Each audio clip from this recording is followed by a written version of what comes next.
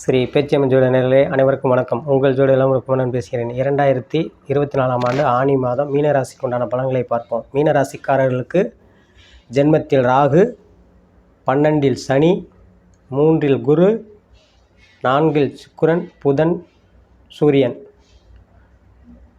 இந்த நிலை அமைப்பு 12இல் விரயச்சனி இருப்பது. காசு பணங்கள் சுப விரயங்கள் பண்ணுங்கள், நல்லாயிருக்கும். இடம்பொருள் வாங்கலாம், வீடு வாசல் கட்டலாம், அல்லது வீடு கட்டியிருந்தால் மராமத்து வேலை செய்யலாம். இப்படி செய்யும்போது வீண் விரைய செலவுகள் ஏற்படாது.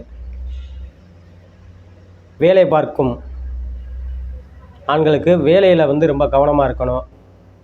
சக ஊழியர்கள் அனுசரித்து போவது நல்லது. இல்லைன்னா விரும்பத்தக்க இடமாற்றத்தை ஏற்படுத்தும். வேலையில் உள்ள பெண்களுக்கும் அதேமாரி சக ஊழியர்களையும் ஒத்துழைப்போடு அனுசரித்து போவது நல்லது. இல்லைன்னா வேலைகளில் விரும்பத்தக்க இடமாற்றத்தை ஏற்படுத்தும்.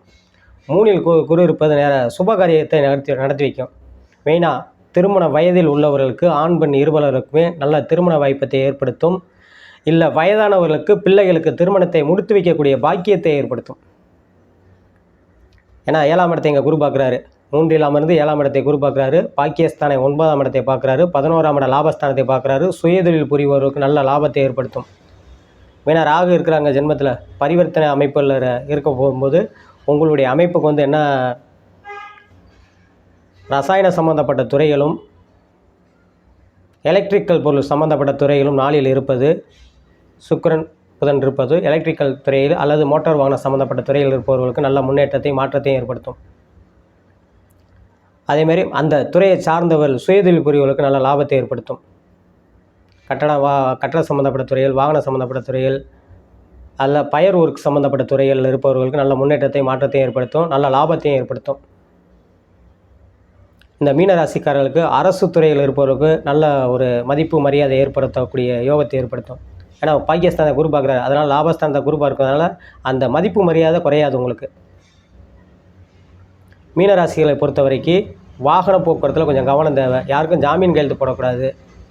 பொன் பொருளை கொஞ்சம் கவனமாக வச்சுக்கணும். ஏன்னா வீண் விரயங்கள் ஏற்படக்கூடிய அமைப்பாக அமையும்.